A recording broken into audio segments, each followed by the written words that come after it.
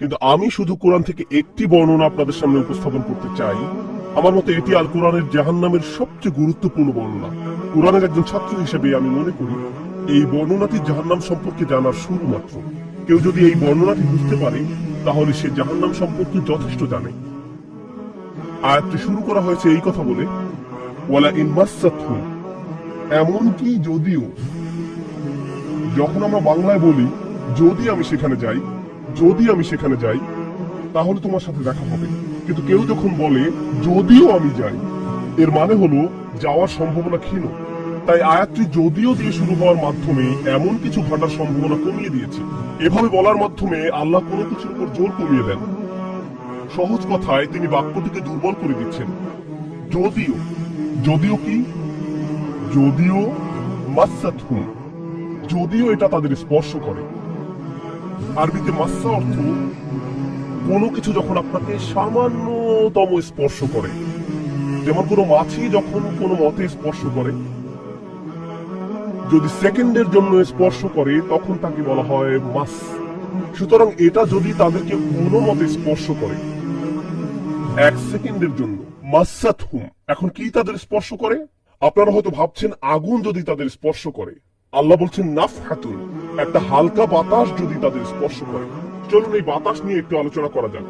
আরবিতে নাফহাতুন বলতে বোঝায় দরজা বন্ধ করলে যখন সামান্য একটু বাতাস এসে পড়ে, পর্দা নড়ে ওঠে, অথবা কেউ জানালা বন্ধ করলে যেভাবে হালকা বাতাসে পর্দা নড়ে ওঠে।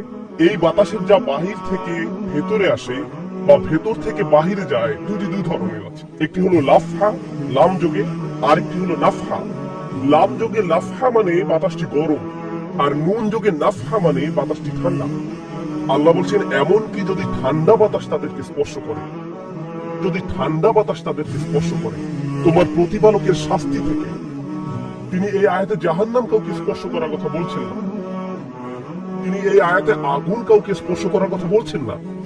তিনি এমনকি গরম বাতাস কাউকে স্পর্শ করার কথাও বলছেন না।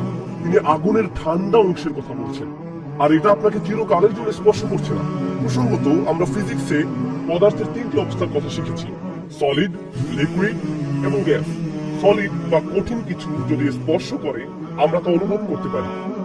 এই মুহূর্তে গ্যাস আমাদেরকে স্পর্শ করছে, বাতাস এখন আমাদেরকে স্পর্শ করছে, আমরা এটা অনুভব করি না। আর এই আয়াতে আল্লাহ বর্ণনা করছেন কি তাদের স্পর্শ করছে? বাতাস তাদেরকে স্পর্শ করছে। কোন ধরনের বাতাস? অপেক্ষাকৃত গরম বাতাস নাকি ঠান্ডা বাতাস? ঠান্ডা বাতাস। ঠান্ডা বাতাস কোন রকম তাদেরকে স্পর্শ করছে। এই আয়াতের সবচেয়ে উল্লেখযোগ্য বিষয় হলো, আমি একটু আগে নাফহা এবং লাফহার কথা বলেছিলাম। অন্য কথায় তারা এখনো জাহান্নামে প্রবেশ করেনি, তারা এর দিকে অগ্রসর হচ্ছে। আর জাহান্নামের অপেক্ষাকৃত ঠান্ডা বাতাস এসে কোনো মতে তাদেরকে স্পর্শ করবে, তখন তাদের প্রতিক্রিয়া কি? চিৎকার করে বলে উঠবে, ইয়া ওয়াইলানা, হায়, সবচেয়ে কঠিনতম শাস্তি আমাদের জন্য শুরু হয়ে গেছে। ইন্না কুন্না যালিমিন, আমরা সব সময় অপরাধী ছিলাম। তারা সাথে সাথে তাদের সব অপরাধ স্বীকার করবে। যে কারণে এই আয়াতটি আমি সংক্ষেপে আপনাদের নিকট উপস্থাপন করলাম। প্রথমত এই আয়াতে আল্লাহ জাহান্নামের শাস্তির অভিজ্ঞতা বর্ণনা করছেন না। আল্লাহ সকল বিশ্বাসীকে জাহান্নামের আগুন থেকে মুক্ত রাখুন। কিন্তু আল্লাহ এখানে বর্ণনা করছেন এমনকি জাহান্নামের আগুনের কাছে গেলে এবং ক্ষণিকের জন্য এর বাতাসের সামান্য স্পর্শ লাগলে একজন মানুষ চিন্তা করা শুরু করবে এর চেয়ে আর ভয়ঙ্কর কোনো শাস্তি হতে পারে না। এজন্যই আল্লাহ দোজখের আগুন সম্পর্কে বলছেন, ইন্নাহা সাআত মুস্তাকাররাও ওয়া মুকামা, নিশ্চয়ই তা অবস্থান স্থল ও আবাসস্থল হিসাবে কতই না নিকৃষ্ট। অল্প এবং বেশি যে কোনো সময়ের জন্য ওটা কত নিকৃষ্ট জায়গা। 1 সেকেন্ডের জন্য এটা ভাববেন না যে আমি তো খারাপ, আল্লাহ যদি আমাকে জাহান্নামে ফেলেনও এক সময় তো আমি এখান থেকে মুক্তি পাবো। এই ধরনের চিন্তাকে কখনো প্রশ্রয় দিবেন না। এই ভূমিকা দেওয়ার পর যখন বিচার দিবস শুরু হবে, যখন সমগ্র মানব জাতি একত্রিত হবে, তারা জানে না কোথায় যাবে, তারা জানে না কোন দিকে ফিরবে। এই ঘটনা আসলে রাসূলুল্লাহ সাল্লাল্লাহু আলাইহি সাল্লামের একটি হাদিসে উল্লেখ করা হয়েছে এবং জ্ঞানের প্রতি মুসলমানদের আগ্রহ ছিল সব সময়। তো একবার কিছু মানুষ বিখ্যাত সাহাবী আনাস ইবনে মালিক রাদিয়াল্লাহু তাআলা আনহুর কাছে এলো, কারণ মানুষ লোকমুখে এই খবর পেয়েছিল যে আনাস এই হাদিসটি জানতেন, আর এটি অনেক বড় একটি হাদিস, বুখারী শরীফে বর্ণিত আছে। এই ঘটনা ঘটে রাসূলুল্লাহ সাল্লাল্লাহু আলাইহি সাল্লামের ইন্তেকালের পরে। তিনি বলেন, হাদ্দাসানা মুহাম্মদ সাল্লাল্লাহু আলাইহি ওয়াসাল্লাম। এখন আনাস রাদিয়াল্লাহু তাআলা কথা বলছেন। তিনি বলেন, রাসূলুল্লাহ সাল্লাল্লাহু আলাইহি সাল্লাম আমাদের বলেছেন, ইযা কানা ইয়াউমুল কিয়ামাতি মা'আন নাসু বা'দুহুম ফি বা'দ। মনোযোগ দিয়ে শুনুন। যখন বিচার দিবস শুরু হবে, মানুষ ঢেউয়ের মতো একে অপরের উপর আশ্রয় পড়বে। সর্বোচ্চ বিশৃঙ্খলা, সবাই একে অন্যের দিকে ছুটতে থাকবে।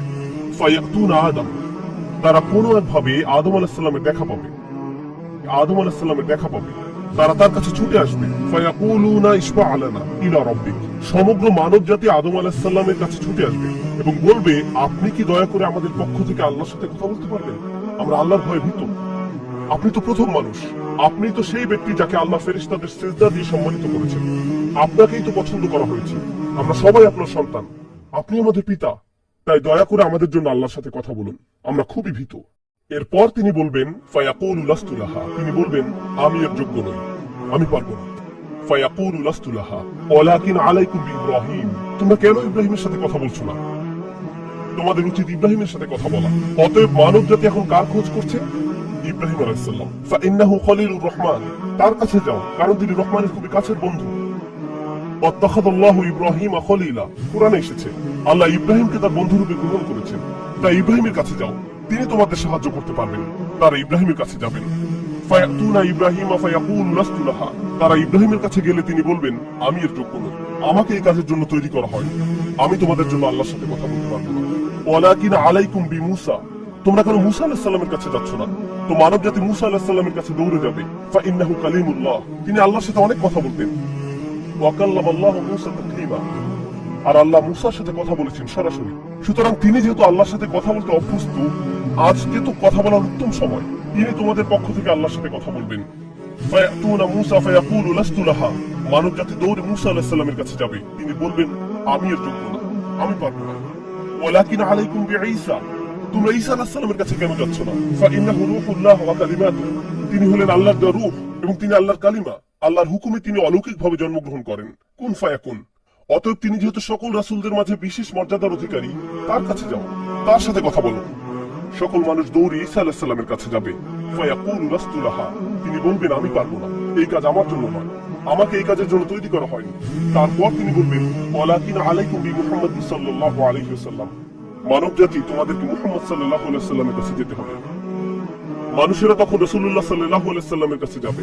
এখন রাসূল সাল্লাল্লাহু আলাইহি ওয়াসাল্লাম আমাদের বলছেন, ফায়াতুনি ফাআকুল, সবাই তখন আমার কাছে আসবে আর আমি তাদেরকে বলবো।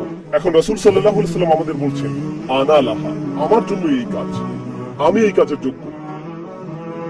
আনা লাহা ফাআস্তাযিনু আলা রাব্বি, প্রসঙ্গত আমি আপনাদেরকে আরো বলার পূর্বে বিচার দিনের একটা দৃশ্য হলো, আল্লাহ বলেন, ইয়াউমা ইয়াকুমুর রূহু ওয়াল মালাইকাতু সাফফান লা ইয়াতাকাল্লামুনা ইল্লা মান আযিনা লাহুর রহমান ওয়া ক্বালা সাওয়াবা, যেদিন রূহ ও ফেরেশতাগণ সারিবদ্ধভাবে দাঁড়াবে, এমন এক সময় থাকবে যখন কেউ কথা বলতে পারবে না, এমন এক ধরনের নীরবতা, এমন নীরবতা বিরাজ করবে যার কথা মানবজাতি কোনোদিন শোনেনি, এমন ধরনের নীরবতার অস্তিত্ব কখনো কোনোদিন ছিল না।